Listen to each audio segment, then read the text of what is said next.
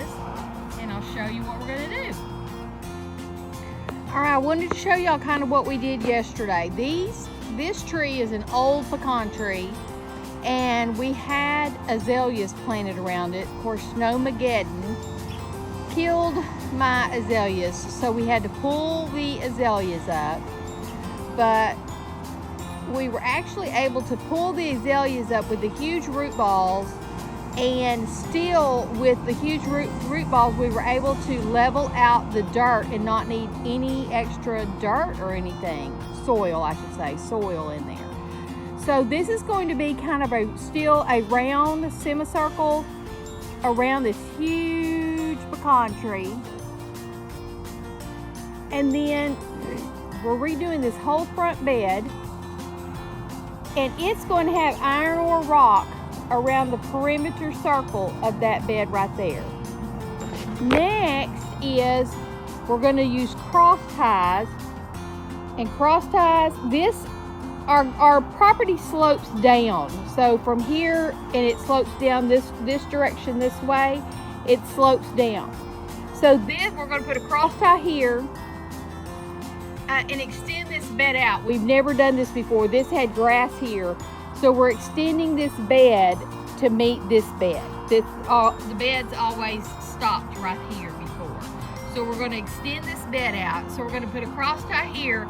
This cross tie might be at a little bit different level here, and it'll step down one more time, and then we will continue straight and actually have probably 2 cross ties at the end down there to keep it level. We're getting our house painted. The house is going to be white, and then we're going to have dark stained knotty pine shutters. So I'm going to be taking these shutters down that are original to the house, that are wooden, and I'll do something with those. We'll do something with those. But the whole house is going to be white with the dark stain, the cross ties, flower garden, the flower bed. These type of poles, we're going to put a solid stained square post right there. Take the other decorative post off, and the dental molding, take that off. The other thing we're going to do is, when you get to this section here, there's 2 windows together in a grouping. There's a space, and then this window. When you get to this space, the cross ties will stop, and it's going to have a semicircle coming out from that with more iron ore rock, and then it'll pick back up and continue down here. And like I say, this falls off drastically, as you can see. There'll probably be 2 cross ties stacked on top of each other to get it level. And then this right here, we're going to have another semicircle coming around to meet it. So this circle, semicircle, another full circle will kind of tie in everything. And then these are going to be surrounded by iron ore rocks. So we're excited about this. This is a big project. We're also putting in some irrigation from our pond that my husband is doing. So we have a pump that will pump water up to here for irrigation. We're going to be putting in some pop-ups that will pop up and water the yard. We used to have St. Augustine all up at least to about right here. All this was St. Augustine. Well, over the years of not watering it and stuff, we really only have St. Augustine kind of up around the pecan tree. So we're going to hope to get this yard back. It's a lot to have the yard, St. Augustine, all the way out to the road, so I doubt we'll do that, but we'll get a good part of this that will actually can get watered and have more of a nice yard.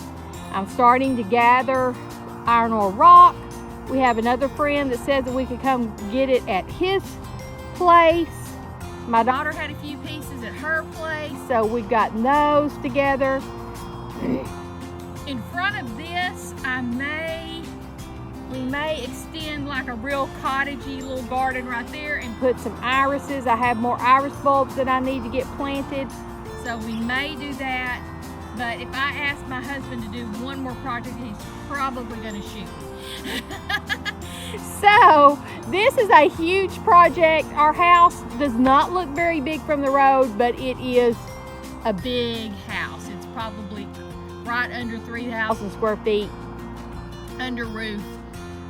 So it's a lot. People are very surprised when they see how big our house is on the inside, and it's big bedrooms. These are all just the bedrooms right here on the front of the house. That's all bedrooms. So the whole house that you see on the road is just our bedrooms. We bought the house from the previous owners. That was a formal living room and dining room, which was popular back in the day. We've used it as a dining room. I've used it as, the last use it was for was a playroom for my grandbabies. So we've got a big project here to do, but I wanted to kind of show y'all. We tore out all the shrubs earlier. We had Indian hawthorn all the way across. These right here, which were a little bit more shaded, were still really good shape. But from here over, they were terrible, so it didn't look cohesive. So we tore them all out. Then of course, I had planned to keep my azaleas. Of course, they died because of Snowmageddon, so we tore all those out. So now it's just a blank slate. So what I plan to do this year, I'm either going to put knockout roses here, here, and here under each window, or azaleas here, here, and here. I don't think I'll ever plant anything that has a huge root base around the pecan tree anymore. It was just too hard to be able to pull those out. So those will probably be more for annuals or perennials, that kind of thing. The center where there's that gap, years ago for our anniversary, Lad made me a heart-shaped trellis. He had that custom made for me, and we are going to spray paint that black, touch that up, put it here. It was up in the front yard where we had Carolina jasmine on it, but the Carolina jasmine was so wild you couldn't even tell it was a heart shape. So we're gonna probably put that right here. It'll fit perfect in there, and have something grow up at either maybe a climbing rose, something like that, to grow up at where you can actually see the heart and appreciate the heart shape. So that is that. Our lone pine tree, when we bought this property, the whole part over there sloped, had a huge drop off, and there was probably 40 or 50 pines over there, and we had those harvested, and that paid for my first semester of nursing school. So, and then we brought dirt in to kind of raise that level up because it was a huge, dramatic, very drastic drop off, and have kind of, it still drops off and goes down and drains that way, but it's not near as drastic as it was. I mean, you couldn't even, somebody stood over that hill, you couldn't even see them. It was such a drop off. And brought that up and filled that in. We had one other huge pine tree that was actually the stump is still in my garden. The remnants of that pine tree is right there. That pine tree made this pine tree that we have out front look like just a little seedling. It was enormous. We've cut and cut and cut and got most of the stump out little by little as it's rotted away. But we stopped at 200 rings. So it was a huge, huge pine tree.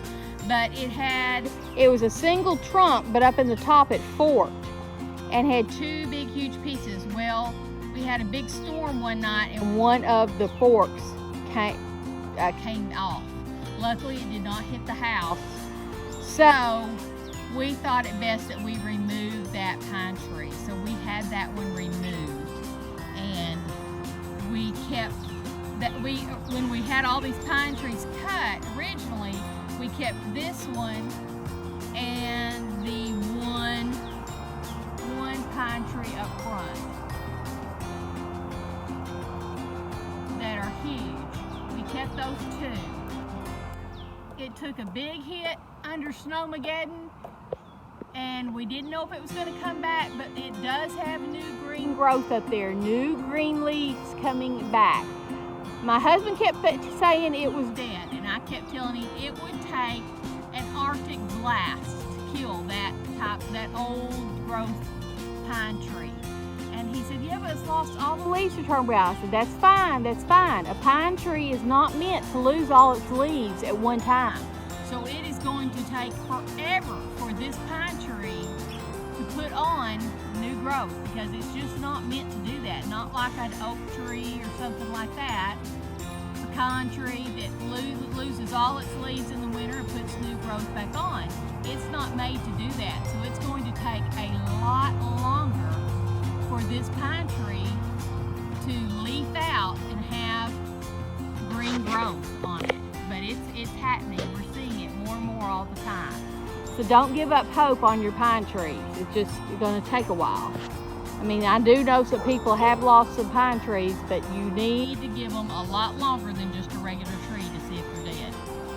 All right, so let me get off here. We went and bought cross ties today. We bought 9 cross ties, and this is the project for today. All right, we got 2 courses set. We got a little gap right here because we're going to have to cut one to make the little semicircle. My son is kind of trying to level out the dirt, and then we're going to work on setting this in. This is going to be the hardest end because we're going to have to come up with 2, maybe 3 courses of it to get it to the side we need. So I'll show you what we do in a neat way that my husband's using to lift the cross ties.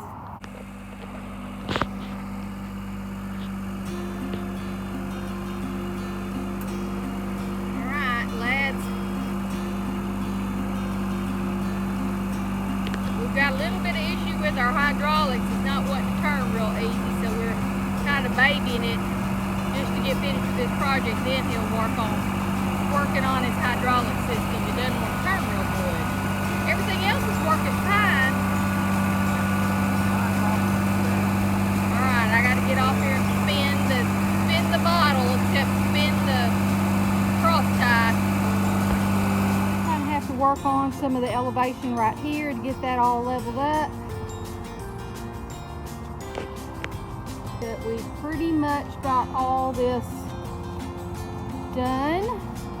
We'll fill it up with some good soil.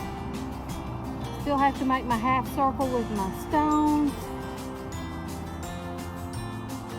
We decided we didn't like the look of that step down, so we actually just dug down deep and buried this one.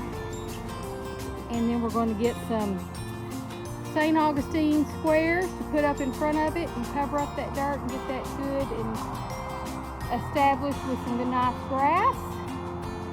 This isn't a very wide flower bed. It's only 24 inches. But with this length of the house, it'll be all that I want to take care of. And then we got the circle around the pecan tree. So it's looking good. To get all this much accomplished today, we are blessed. We did a good job with the help of my husband and myself.